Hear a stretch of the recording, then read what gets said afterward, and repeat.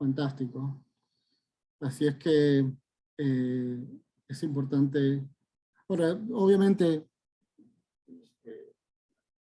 no voy a ser demasiado estricto como se es en un seminario, pero lo que me interesa es comprobar su dedicación a través de lo que estoy leyendo. ¿Ok? Ok, muchachos. Entonces, Ezequiel Espinosa, entrando. Voy a repetir nuevamente lo que dije en cuanto a las... Un momentito. En cuanto a la asignación, los que quieran subir o tener extra crédito, les invito a que pongan todo su esfuerzo en la asignación final.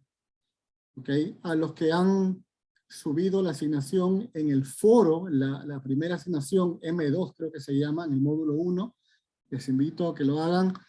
Y puse incluso una copia de pantalla, un disparo de pantalla, para que allí vean en dónde tiene que subirse, porque todo está enlazado digámoslo, a la especie de hoja de cálculo o algo así, de calificaciones que al final computa la nota final. Amén. ¿Alguna pregunta antes que continuemos, muchachos?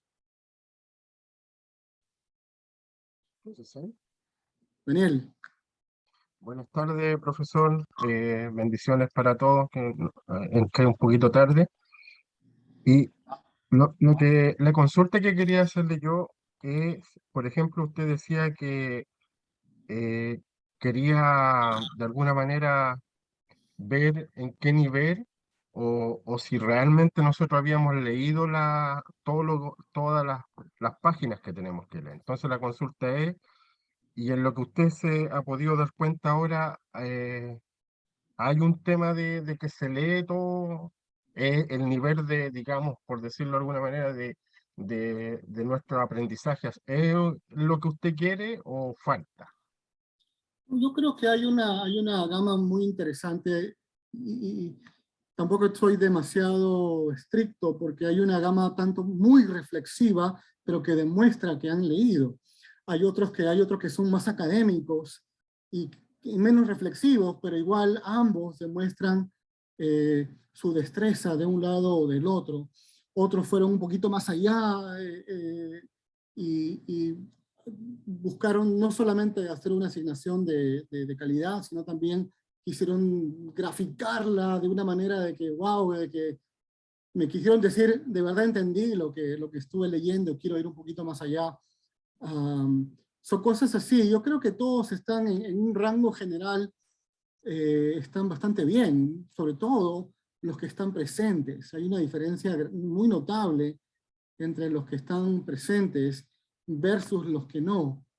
Porque lo que hacemos aquí en esencia damos un overview, una introducción a lo que ustedes van a leer. La mejor forma de aprendizaje es cuando lo hacen de a poco si hay recordatorios. Lo que hacemos es, el objetivo no es, claro, obviamente tenemos que pasar unas pruebas, es la única manera, digamos, educacional de poder comprobar. No tengo otra manera de saber cómo ustedes realmente van a aprender. En el fondo, educacionalmente nadie lo sabe hasta que ustedes vayan y lo aplican en sus contextos eclesiales.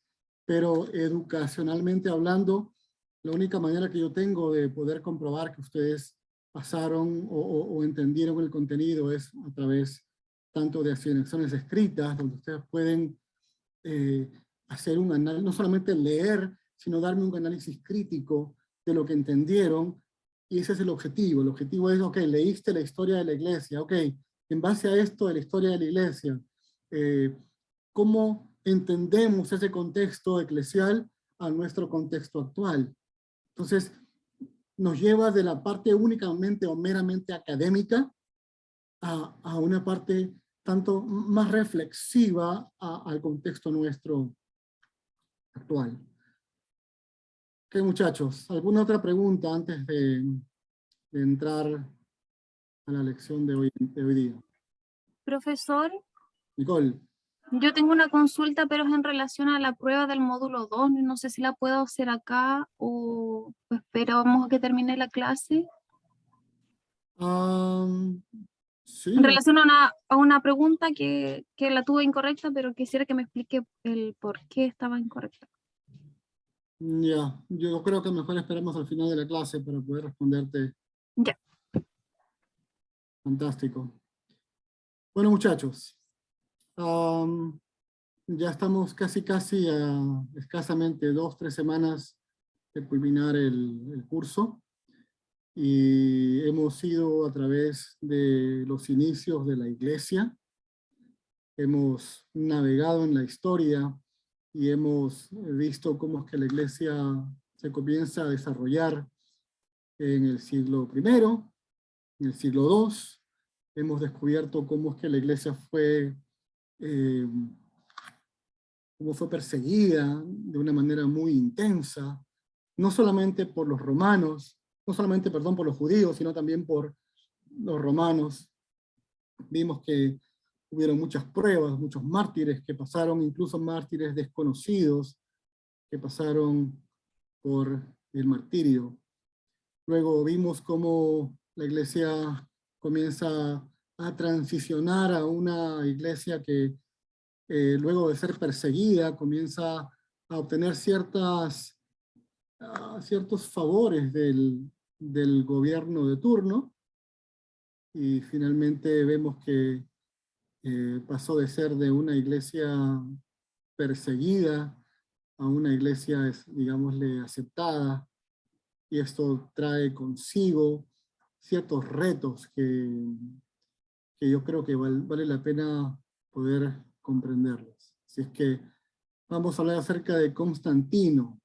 Constantino es un personaje clave para poder entender de alguna manera el fenómeno de la iglesia a partir de la llegada de él al poder. Las persecuciones, esencialmente, entre comillas, terminaron alrededor del 313 después de Cristo, más o menos. Cuando digo que terminaron, no significa que se acabaron, porque siempre hubieron persecuciones, de repente, no de manera oficial, sino persecuciones que fueron aisladas a lo largo y ancho del imperio. Y no necesariamente por el gobierno, sino también por, digámosle, personas sobre todo paganos, que no se llevaban bien con los cristianos. La situación político-militar en Roma, en este contexto, se vuelve un poco complicada. Y Constantino logra vencer a Magencio, quien era otro gobernante en pugna por el poder del Imperio Romano, y lo vence en la batalla del puente Milvio. Y es aquí donde Constantino tiene su primer encuentro, entre comillas, con la fe cristiana, y tiene una visión donde le dice que él tiene que tomar la cruz, o algo así.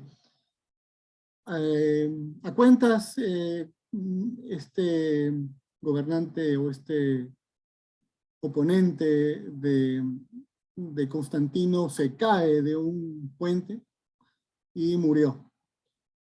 Su cuerpo, el cuerpo de este Magencio, fue tomado, fue recuperado del río y fue cortado en pedazos. Su cabeza fue enviada a Egipto como prueba de la muerte de este gobernante. Ahora, esto,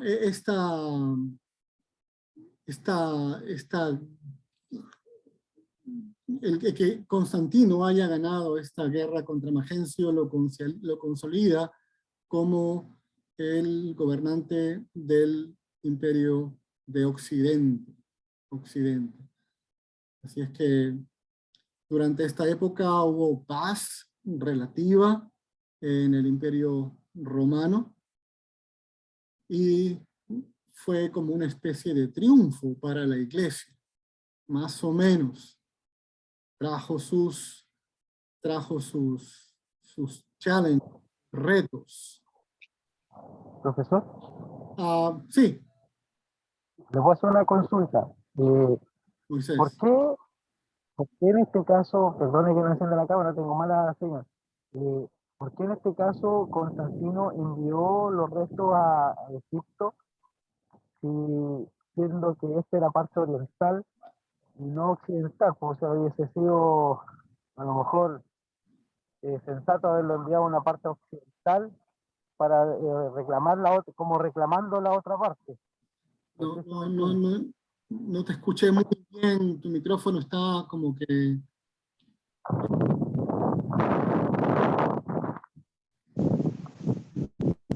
¿Ahora me escucha, profe? Ahora sí, te escucho un poco mejor, sí.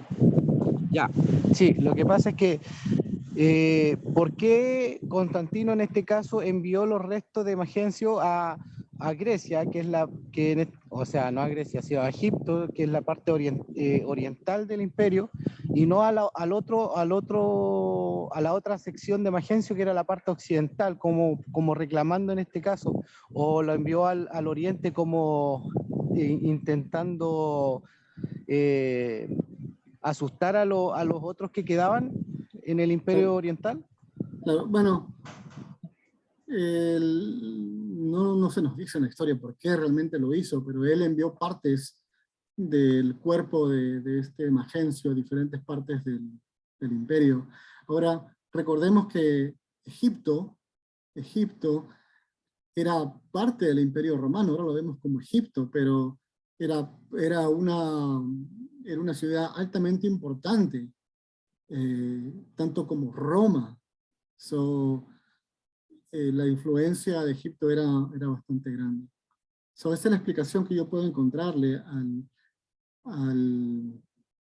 de por qué envió la cabeza a Egipto. Continuamos. Ok. Los que poco antes estaban preparados para morir, o sea, los cristianos que estaban, caramba, yo quiero morir por Cristo, esa es la vida cristiana, la vida del sufrimiento, la vida de que yo entrego mi vida por Cristo, y el morir es ganancia, y todas esas cosas se encuentran en una posición un poquito diferente, en las cuales ahora están gozando el favor de quienes poquito antes eran sus enemigos mortales. Surge un nuevo reto y surge una nueva era en la iglesia. Entonces, la llegada de Constantino al contexto eclesial marca realmente un hito que cambia y crea una nueva era, como lo dije hace un instante. ¿Okay? Surgen nuevas generaciones de cristianos. Cristianos que tiempo antes atrás simplemente conocían y sabían lo que era la persecución, pero nuevas generaciones de cristianos comienzan a florecer, y estas generaciones no conocen lo que significa la persecución y el menosprecio que antes o estas otras generaciones antiguas sufrieron. Ustedes dirán, pero ¿qué pasa? Si era... Sí. Hola, con Ezequiel acá. Buenas tardes. Una consulta. Me pasó una vez, o sea, bueno, más de una vez, que hay un grupo de cristianos que, bueno, que entre las cosas que enseñan es que el apóstol Pedro no es el primer papa, y hay un dicho, bueno, hay una rama dentro, o sea, no sé si rama, no sé cómo llamarle, pero hay un grupo en la iglesia que cree que Constantino es el primer papa.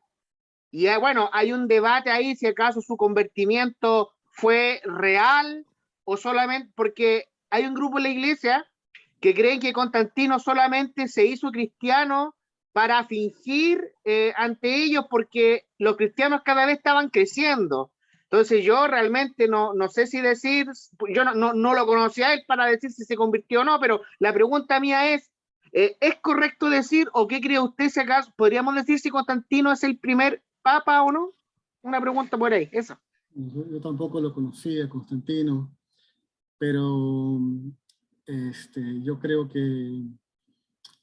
que su conversión, y vamos a verlo más tarde, vamos a verlo. Muchachos, por favor. Yo creo que su conversión fue genuina, y vamos a verlo después. Vamos a verlo después. Él, lo que posiblemente, y vamos a hablar al final de la clase, al final de esta clase, si es que llegamos a terminarla, porque nos tenemos bastante, fue genuino, lo que no tuvo un buen discipulado. Y los cristianos de aquel momento simplemente eran cristianos chicheñor, como se le dice en el Perú, chicheñor, que solamente decían sí, sí, sí a todo, y porque era el gobernante que los estaba favoreciendo, simplemente no tenían reglas diferentes para cristianos de abajo, que sí los condenaban por esto o por el otro, pero lo mismo que hacía Constantino, y no le decían nada. Nada, simplemente era una diferencia. So, nuevamente los errores en la iglesia se pagan, y en todos lados los errores se pagan realmente. Y vamos a ver el impacto que tuvo Constantino sobre la iglesia. Y vamos a verlo, y es una excelente pregunta, Ezequiel, muy reflexiva, realmente, porque no terminó con Constantino, y vamos a ver en la historia de la iglesia que la historia se comienza a repetir y a repetir y a repetir con diferentes gobernantes. Continuamos. Entonces, ¿cuál fue el impacto de la conversión de Constantino? Aunque comprender la sinceridad de la conversión de Constantino es digna de un estudio minucioso, y por ende intentar comprender la soteriología de los líderes cristianos de la época, nos vamos a enfocar al impacto de la conversión de Constantino sobre la iglesia de esta era. Ahora, ¿a qué me refiero con esto? Soteriología significa la doctrina de la salvación, que es lo que ellos entienden. Cuando uno estudia a Constantino, te vas a dar cuenta de que el cristianismo de este momento no era ya el cristianismo del siglo I o siglo II, incluso durante las persecuciones. Era un cristianismo que ya se acostumbró y le gustó, y no querían perder esas cosas buenas que estaban recibiendo de Constantino. Obviamente, ellos creyeron en la iglesia de este entonces, ellos creyeron de que Constantino fue una respuesta de Dios. ¿Cuántas cosas habrán pensado? Así es que hay quienes piensan de que hasta el siglo XX la iglesia ha vivido en la era constantiniana, ¿okay?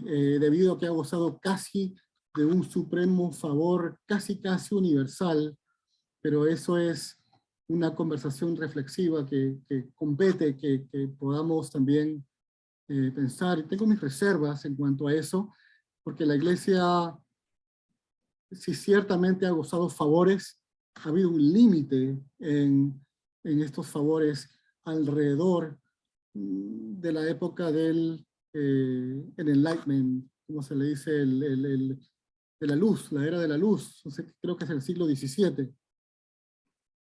Así es que, ahora, en cuanto a de Roma a Constantinopla, vamos a hacer esta parte. Constantino logró consolidarse, obtuvo ser reconocido como emperador incluso por las regiones de Galia y Gran Bretaña, Inglaterra, por esa área. Su política fue la de reforzar las fronteras del Rin. La semana pasada les hablé acerca del Rin, que el límite del Imperio Romano es lo que más o menos hoy se conoce como el sur de Alemania, pasando por Polonia, incluso cruzando por Ucrania.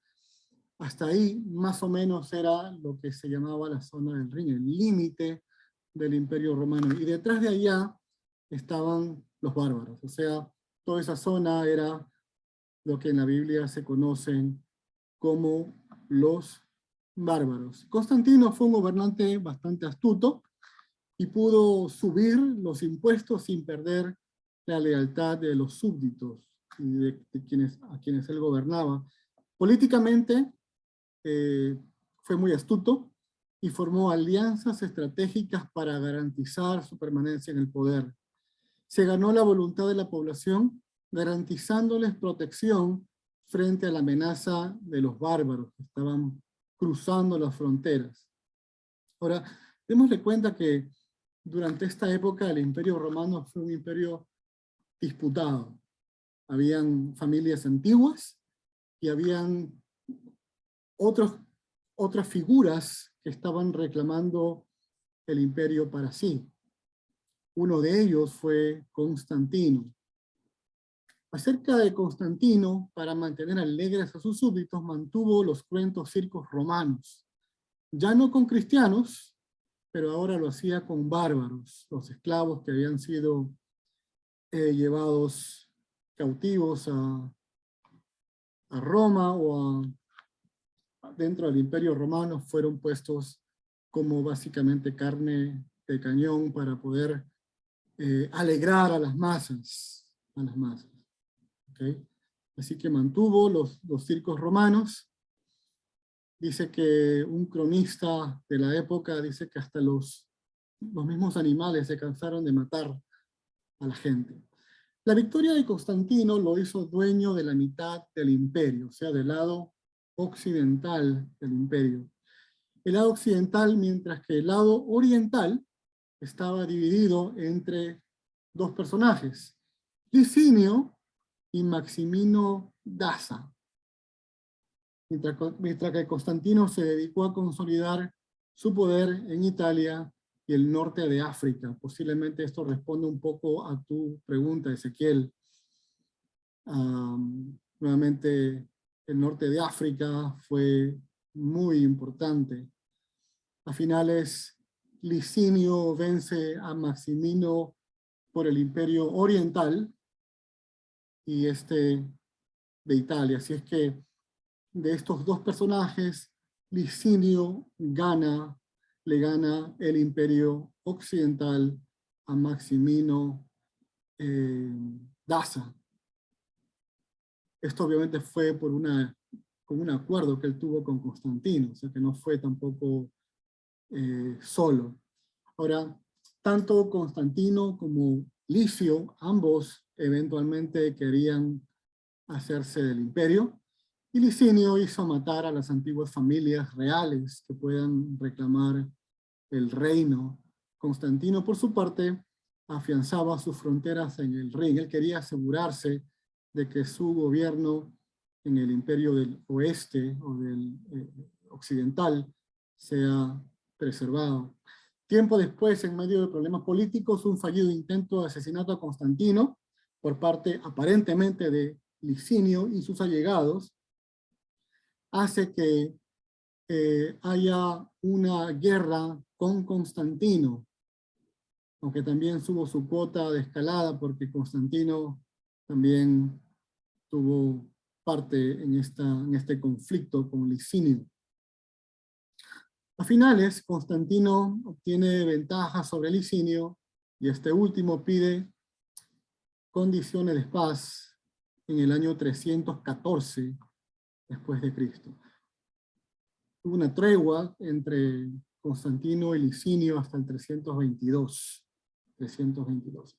Algo muy importante que quiero recalcar, que posiblemente responda a algunas preguntas después, es que entre el imperio occidental y el imperio oriental, fue el imperio oriental en donde los cristianos se desarrollaron más y hubo menos persecuciones en el lado oriental del imperio.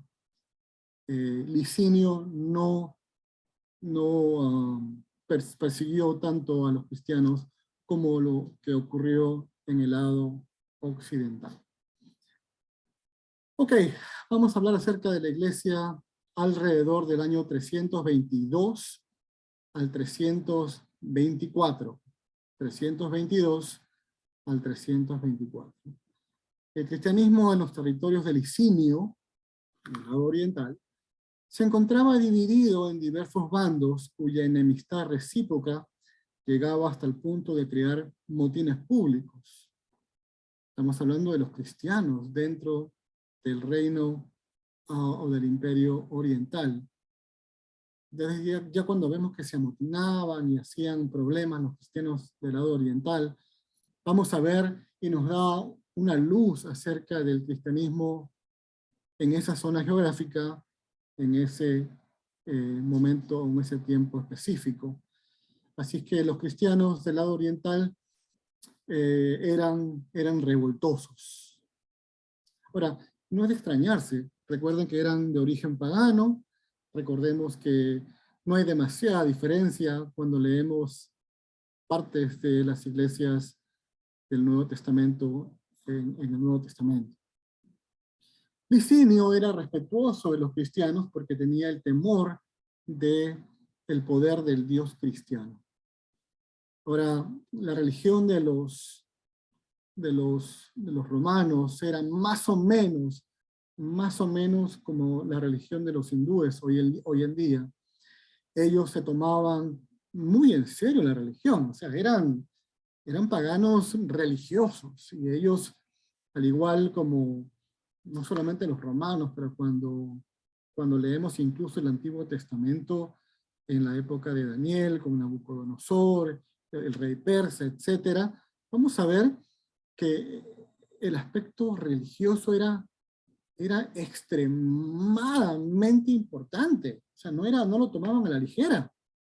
De verdad tenían adivinos, brujos, sabios, magos, etcétera, etcétera, etcétera, invocando a los dioses, o como hoy en día se llamaría las fuerzas espirituales o algo así, porque basado en eso, ellos tomaban decisiones grandes, o sea, no era nada pequeño, y los romanos no eran la excepción, y el emperador del imperio romano del este o del oriente tenía temor del Dios cristiano. No significa de que no creyera en otros dioses, creía en otros dioses romanos, pero también dentro de su creencia pagana, él también creía que el Dios de los cristianos era un Dios poderoso y que lo podía ayudar. Así es que, por otro lado, el hecho de que los cristianos también oren y pidan a Dios por Constantino, porque recuerden que a los cristianos se les enseña que oren por sus gobernantes, le pareció a Licinio como una traición. Así que comenzó a haber una persecución hacia los cristianos. Ahora, John, mencionas que eran perseguidos como ateos, sí, pero después de la época de Constantino, o alrededor de ellos, ya la cantidad de cristianos aumentó. Entonces la concepción de ellos comenzó a cambiar poco a poco, de pronto. Sí, en efecto se les consideraba ateos, pero mucho antes. Ya esta es una nueva época dentro de la historia de los romanos y de los cristianos. Así que Constantino, ¿qué es lo que hizo? Tomó aquellas persecuciones de Licinio contra algunos de los cristianos como una guerra santa en defensa del cristianismo perseguido. Recuerden que para esto ya Constantino era cristiano, por lo menos entre comillas, lo era. Y para él lo vio este hecho como una guerra santa de liberar a estos cristianos. Así que se desata la guerra entre Constantino y Licinio, y Constantino resulta victorioso. Tiempo después, de una manera muy extraña, Licinio fue asesinado. Constantino queda como dueño único del imperio hasta su muerte en el año 337. Constantino, como los anteriores gobernantes, incluso sus enemigos intentaron reconstruir la antigua gloria romana bajo la instalación o la reinstalación de la antigua religión romana. Ahora, a diferencia de estas creencias, Constantino quería fusionar la religión romana con la cristiana. Él no veía ningún problema entre el sol invicto y el Dios de los cristianos. Él no tenía ningún problema. Así es que este es el contexto religioso de Constantino, que tuvo grande influencia sobre la iglesia, aunque el Senado romano no estuvo de acuerdo con la política religiosa de Constantino. ¿Alguna pregunta hasta aquí, muchachos? ¿Algún comentario? Profe, dentro de todas las postulaciones que hicieron para decir cómo se convirtió Constantino, hay varias. Yo me acuerdo de dos. Una que dice que en el cielo, en las nubes, él vio una cruz y con Sí. ello unas palabras que decía: bajo este signo triunfarás. Y otra también que en un sueño, él también eh, recibió como un mandato de que tenía que poner ¿cómo se llama? Un escudo o una insignia que era cristiana en lo que era las banderas de los romanos. ¿Usted cuál cree que es como la original, si es que no está la original? Bueno, nos toca tener una conclusión. Honestamente, ambas pueden ser posibles. Honestamente, no tenemos certeza de cuál realmente haya sido. Nos toca ser bastante generosos en cuanto a a qué es lo que creemos, ¿no? Pero honestamente, seas que creas que fue un sueño o una visión, pues realmente no afecta nuestra fe. Pero hay una cosa importante que creo que es necesaria considerar. Honestamente, mi opinión personal es que no creo que haya ocurrido, o incluso dicho sueño o dicha visión tiene mucha relevancia. Eh, para mí, por lo menos, Dios ya se reveló a sí mismo a través de las Escrituras, y no tomo esto como si fuera una revelación de Dios. Posiblemente Él, caramba, haya tenido una idea. Ahora recuerden que Él también tenía, el hecho de que haya sido cristiano no significa que al mismo tiempo no haya sido pagano. Presidía, él presidía ceremonias paganas, al igual que presidía ceremonias cristianas. O sea, no vayan a pensar de que era 100% cristiano. Él, por ser emperador, él era como decir, el, el, el, el obispo principal del paganismo. Y él y tenía que celebrar todas las ceremonias, porque él ser siendo el emperador, tenía como obligación ser como una especie de sumo sacerdote, digámosle así, en todas las ceremonias paganas. No vayan a creer que él era únicamente cristiano. De que él favoreció grandemente a los cristianos, sí, pero de que él haya llegado a tener una comprensión de lo que es el evangelio, etcétera, tengo muchísimas dudas, honestamente. Ah, Sí. Perdón, solo para acotar, lo que pasa es que yo hago esta consulta en base a lo que nosotros estamos estudiando, que es la historia de la iglesia. Nosotros todos tenemos claro que nosotros estamos reforzando nuestro aprendizaje. Por ahí el hermano Leandro dice, el cómo no tiene relevancia. Yo lo sé, pero si estamos aprendiendo la historia, yo quiero saber cuál es la parte más verídica nomás. Eso no, por supuesto que no afecta ni de ninguna forma mi convicción como cristiano, pero si estamos Bueno, estudiando la historia, es una pregunta en base a eso, pues, a lo que estamos estudiando, pero no se trata ocurre, de convertimiento ni nada por el estilo. ocurre que lo único que nos tenemos que, digámosle, tenemos dos fuentes que aparentemente son fidedignas o, entre comillas, confiables, Y eso es lo que leemos, ¿no? Digámosle, no, nadie puede entrar en el corazón de Constantino y preguntarle si de verdad se convirtió de verdad o si de verdad vio, o también pudiéramos pensar de repente le inventó esto, ¿no? O sea, estoy tratando de no de quitarle la relevancia a ese evento en sí, porque también, dicho sea de paso, los sueños también fueron considerados como una visión. O sea, estás viendo, no estás viendo con tus ojos, estás viendo con tu mente, estás soñando en una visión de la noche. Incluso en el Nuevo Testamento vamos a ver que el ángel Gabriel se presenta a José en una visión de la noche.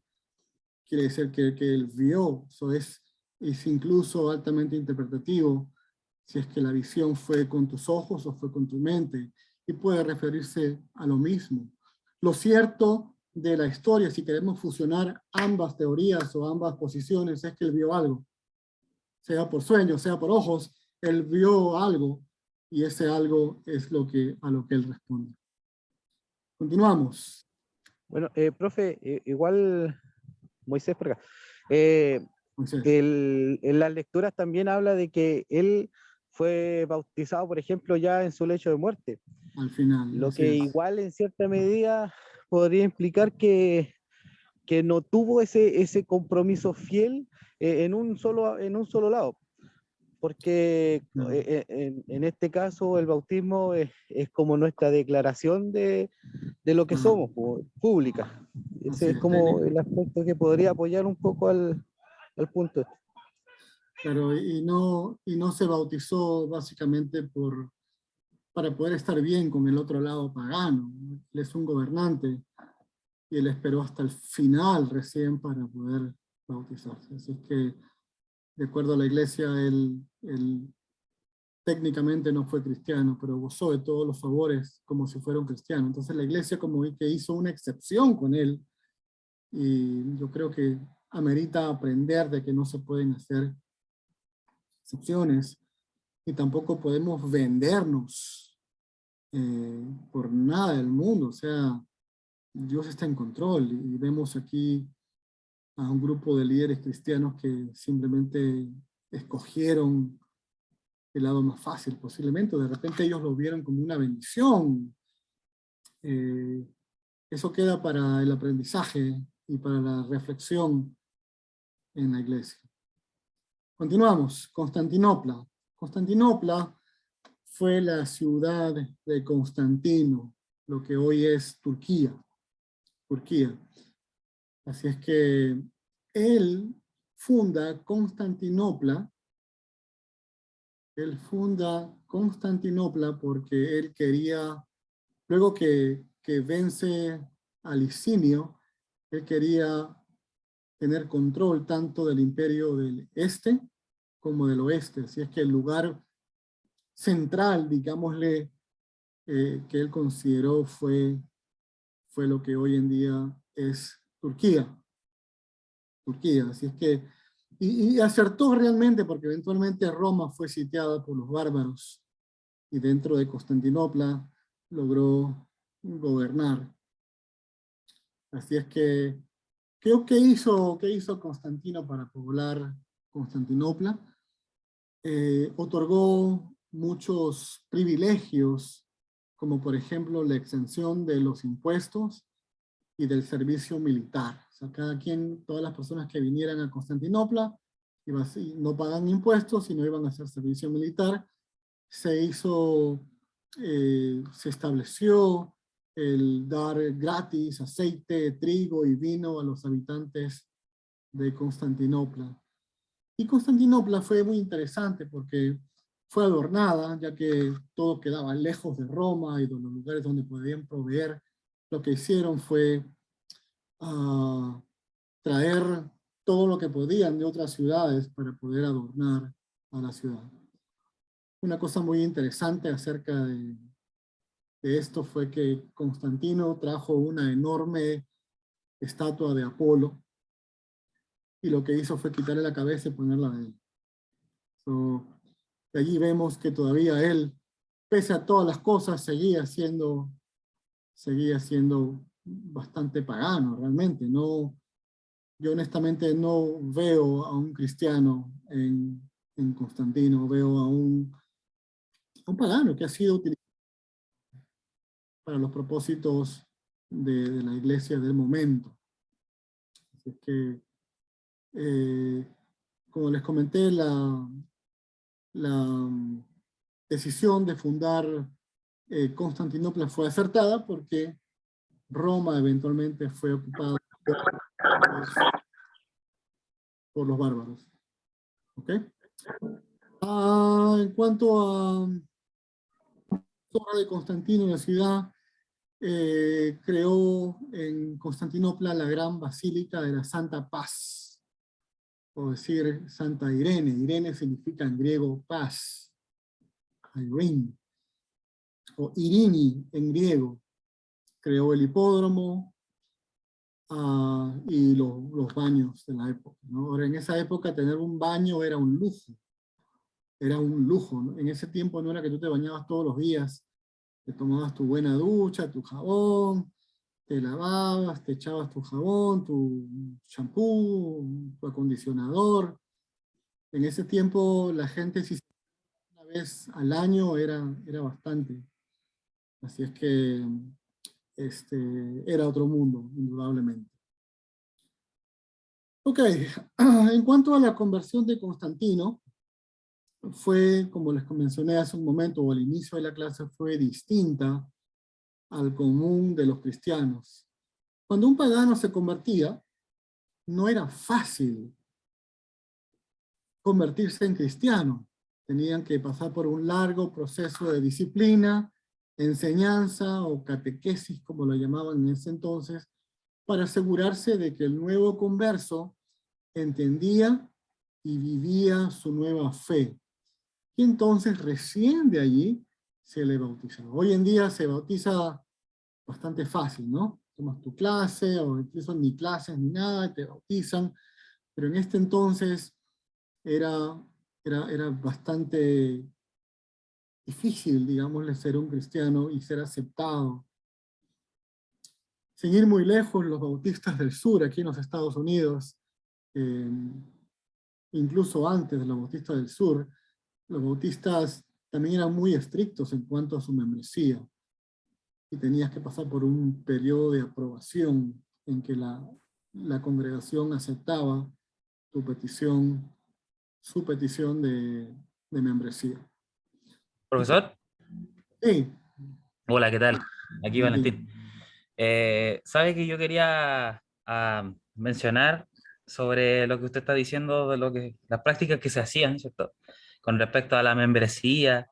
Y curiosamente, hoy en día hay pocas iglesias que lo hacen todavía. O sea, por ejemplo, yo en estos momentos estoy en una iglesia presbiteriana y se hace lo mismo. O sea, no es cosa de que las personas pueden llegar y entrar en el sentido. ¿A qué me refiero con esto? Que tiene que haber una preparación. O sea, hay todo un proceso, ¿cierto? Y claro, o sea, esas fueron quizás las primeras evidencias, ¿cierto? Que se vieron en la historia de la parte de incluir miembros y todo eso.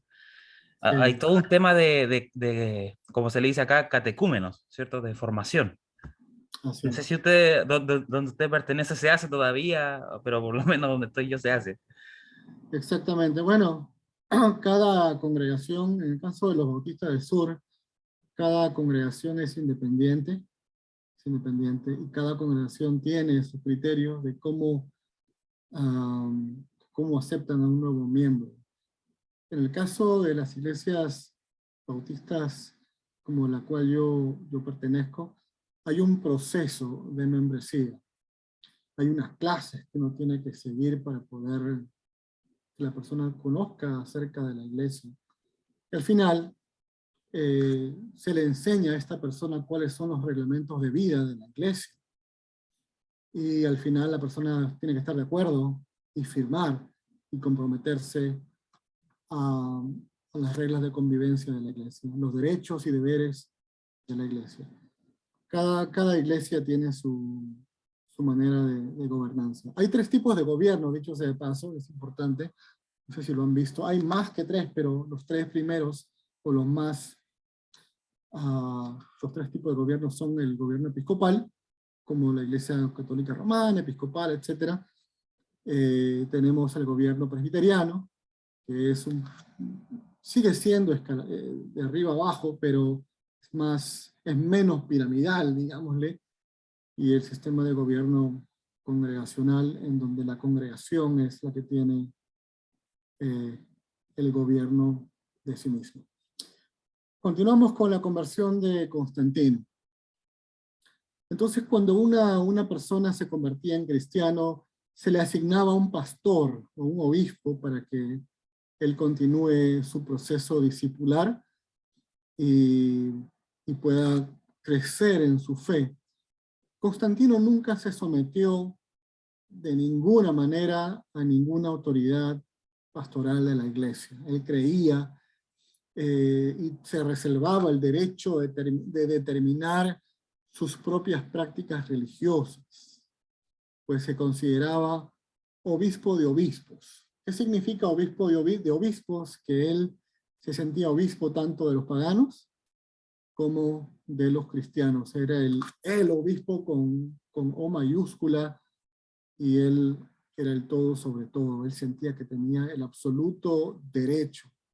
Constantino participó en ritos paganos, como les mencioné temprano, y los obispos no alzaron la voz de protesta y de condenación que hubieran alzado en cualquier otro caso. Vemos acá también que ellos se sometieron a Constantino. Técnicamente no era cristiano, porque no se bautizó hasta el final de sus días. Cualquier política o edicto a favor de los cristianos por parte del emperador era recibido por la iglesia como un favor hecho por un amigo o simpatizante. Cualquier desliz religioso de Constantino era visto desde la misma perspectiva, como la acción de quien, aunque simpatizaba con el cristianismo, no se contaba entre los fieles. O sea, en esencia, él hacía lo que él quería. La iglesia era una cosa, él era cristiano según conveniencias, y nadie le pedía rendición de cuentas.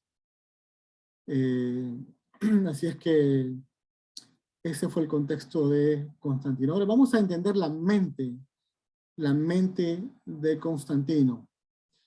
Los dioses eran realidades muy concretas para las personas, en este caso los romanos. No solamente ellos, sino también los gobernantes antiguos. Y aún los más escépticos, los que no creían ni siquiera en el cristianismo, creían en los poderes sobrenaturales de otros dioses.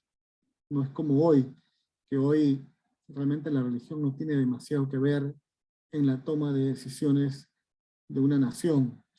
Así que tenemos que ver la historia con los ojos de ese momento. No podemos ir con los ojos de 2022 y tratar de leerlas con la historia del año 300 y pico.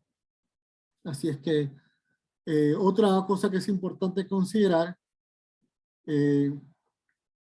la mayoría cristiana no estaba en el imperio occidental, sino en el lado oriental de Licinio, como les mencioné temprano, y la conversión de Constantino tuvo lugar en el peor momento posible. Él, digámosle, eso es lo debatible, que hay personas que dicen sí, que tuvo una conversión sincera, y yo creo que sí, fue sincera a su manera, lo que la iglesia simplemente lo utilizó en alguna manera, o simplemente es debatible, es indudablemente debatible las diferentes posturas, porque hay para ambos. Hay quienes que van a decir, no, que fue Dios quien proveyó a Constantino, mientras que otro fue, no, que la iglesia se relajó. Y vamos a ver que luego de esto, la iglesia experimenta cambios, separaciones que van a marcar a la iglesia. Algunos se separan completamente de la iglesia, y otros se separan sin separarse de la comunión de la iglesia, y da inicio a lo que se llama los padres del desierto. Otra cosa importante para considerar es que Constantino creyó a su manera en el poder de Jesucristo. Otra cosa importante considerar que los cristianos en este tiempo no estaban demasiado claros si debían o no prestar servicio militar. Y no por el hecho de portar un arma, sino porque el servicio militar incluía ritos religiosos paganos.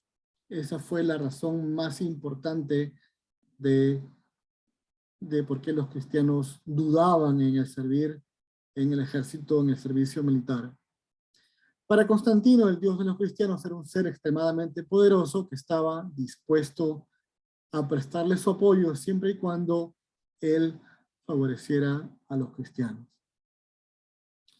Cuando Constantino comenzó a proclamar leyes en pro del cristianismo y a construir iglesias, lo que buscaba no era tanto el favor de los cristianos como el favor del Dios de los cristianos. Así que es importante considerar eso.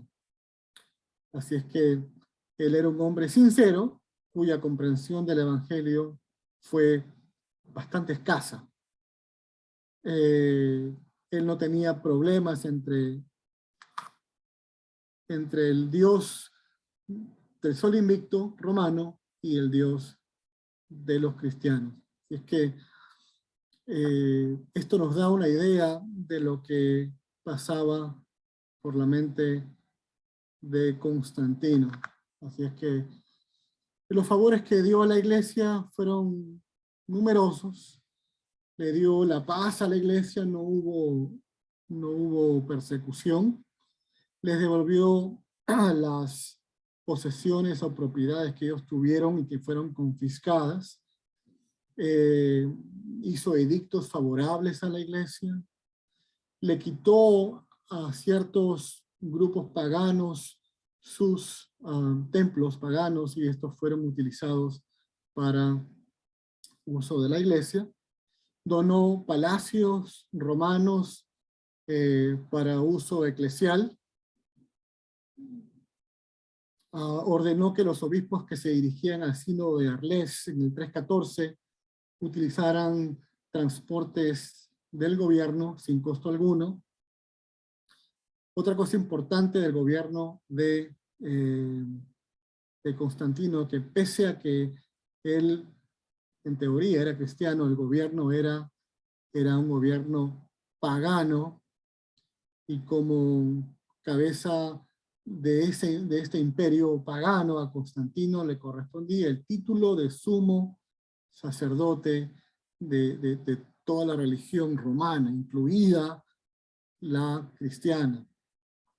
Así es que en el 324 ocurre algo muy interesante. Él promulga un edicto imperial que ordena que los soldados adoren al Dios Supremo el día primero de la semana.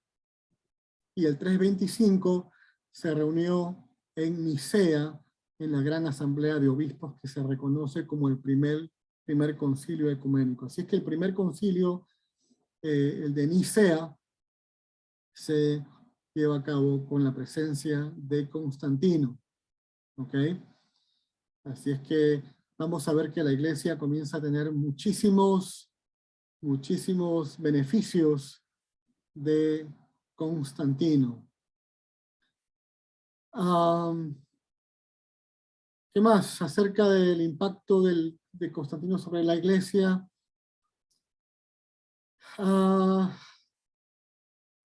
Cesaron las persecuciones y cosas que ya hemos visto, ¿no? Así que otra cosa importante, ya casi cerrando la clase de hoy, era los cambios al culto cristiano. En las clases anteriores vimos que el culto cristiano fue relativamente sencillo. Se celebraba la Santa Cena o la Cena del Señor y se bautizaba y se leía la palabra. En esencia era eso.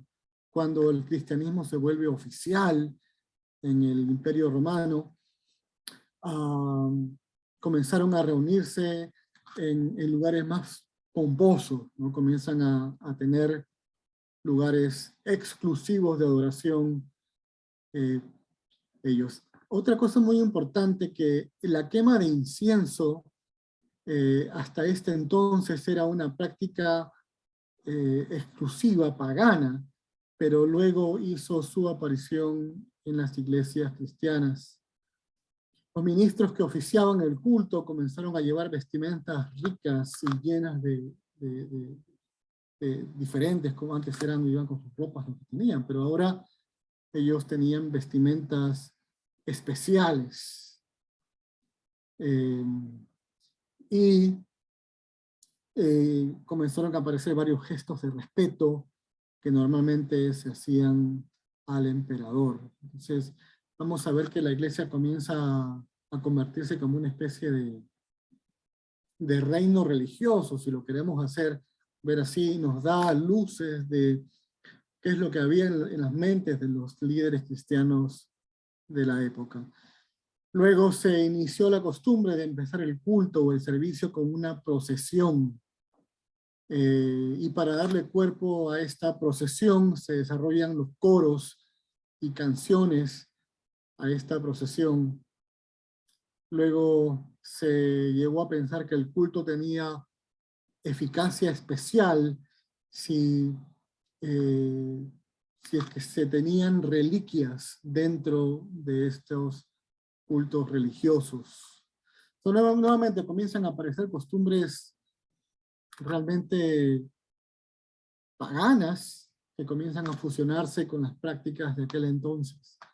Sigue siendo la iglesia, pero es raro, comienzan a ocurrir cosas muy raras que vale la pena meditar. Concluimos con la parte reflexiva. Quisiera escuchar de ustedes.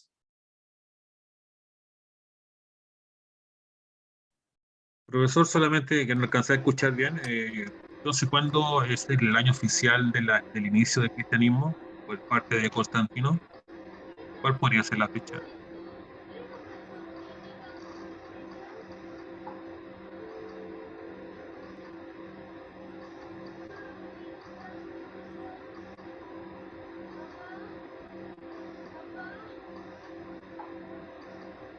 No se le escucha, profesor. No, yo tampoco lo escucho, hermano. Está muteado, parece. El 313 es cuando termina la presentación. Ahí sí. Gracias, profesor. Profesor, yo también tengo una pregunta, más técnica que otra cosa. ¿Es cierto que en el concilio de Nicea fue donde se repartieron los cánones bíblicos? ¿Ok? Bueno, en el concilio de Nicea lo que se hizo fue concretar ciertas doctrinas de la iglesia. Así es que justo por estas épocas comienza a levantarse una nueva generación de cristianos que comienzan a desarrollar doctrinas como por ejemplo la doctrina de la Trinidad. En efecto, el canon de las escrituras no termina en Nicea, sino que luego hay libros que todavía quedan en el aire. ¿Alguien más? Un comentario nada más. Yo Mira. siempre me hacía la pregunta de cómo la iglesia en los tiempos de Pablo llegó a ser lo que es ahora en día, ¿no? Y cómo surgió la iglesia católica y todo. Siempre me hacía ese tipo de preguntas. Y con las lecturas, pues creo que queda claro con la historia, ¿no? Cómo se fueron cambiando todas las prácticas, cómo se fueron cambiando las ideas, todas unas estructuras de creencias, ¿no? Fueron cambiando mucho. Y me llamó mucho la atención esto de cuando se fusiona la iglesia y el Estado. No, bueno. O sea, sí trajo cosas como benéficas para la iglesia como tal, como que ya no los persiguieran, que les dieran un lugar como en el mundo, en fin, ¿no? Pero también trajo cosas muy perjudiciales para la iglesia.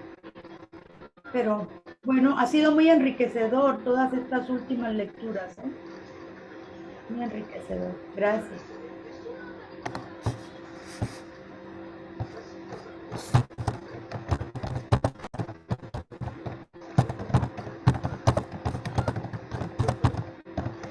Está muteado, profesor.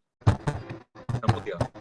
Quisiera terminar la clase de hoy recordándoles que aquellos que no han subido su asignación del módulo 1 lo hagan en el enlace correspondiente, no lo suban al foro. No lo suban al foro porque ese foro no va a computar su...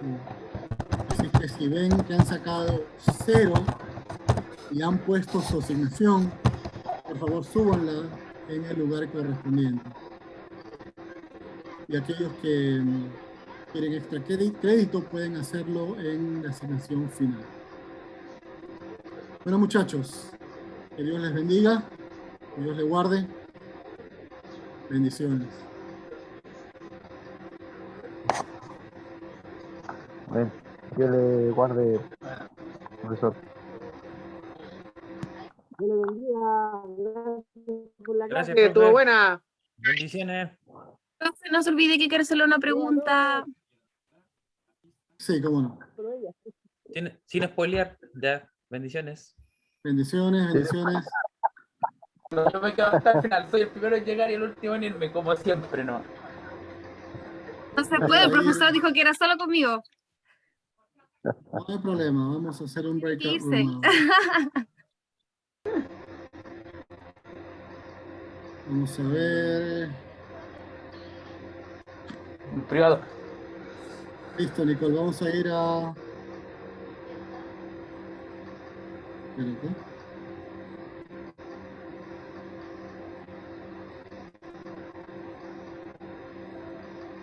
Voy a agregarte a un...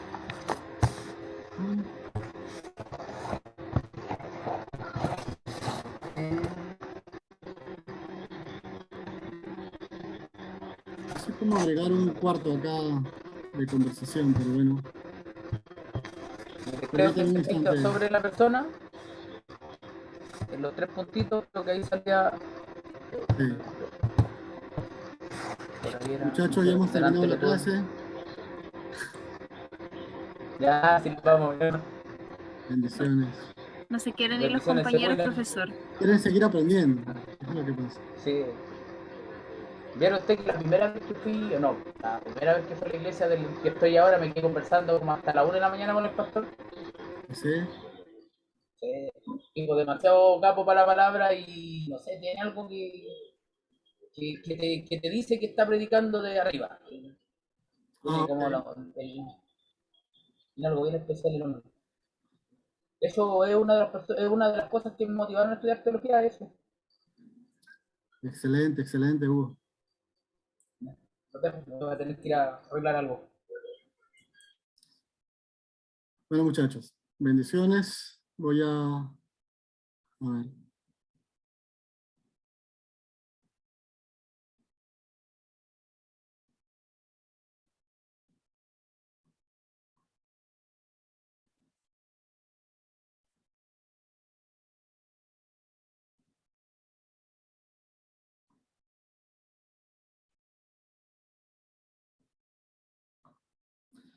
Cuéntame, Nicole. Profesor, en relación a una pregunta que aparece en la prueba del módulo 2, tuve varias incorrectas, pero esta, sabe que quisiera que me explique el por qué está incorrecta. Dice, entre los libros considerados como inspirados en el primer siglo, que no se encuentran en el canon de hoy es. Esa es la pregunta. Y usted, la clase del 23 de febrero, cuando vimos el tema de qué hizo la iglesia en relación a las herejías, usted comentó que lo que se hizo fue establecer el canon, ¿cierto? La confesión de fe y la autoridad centralizada. Y dentro de lo que comentó del canon, usted dijo que el pastor de Hermas se pensó en que debía ser incluido en el canon, pero finalmente no se hizo. Entonces yo me quedé con eso, con lo que usted dijo en la clase, porque la pregunta yo la contesté, pero muy segura, porque vi la Viuda G y vi el pastor de Hermas. Y según lo que usted comentó en esa clase, yo me fui a la segura y puse el pastor de Hermas. Y está incorrecta. Voy a chequearla, yo no he desarrollado este examen. Así que te agradecería, Nicole, si me envías un mensaje privado para ver la pregunta, y si es que se necesita hacer una corrección, yo te dejo saber, pero mándame un mensaje porque no he visto, no sé las opciones. Sí, son dos solamente, porque dice la Dida G, porque lo anoté en la pregunta, porque me llamó mucho la atención.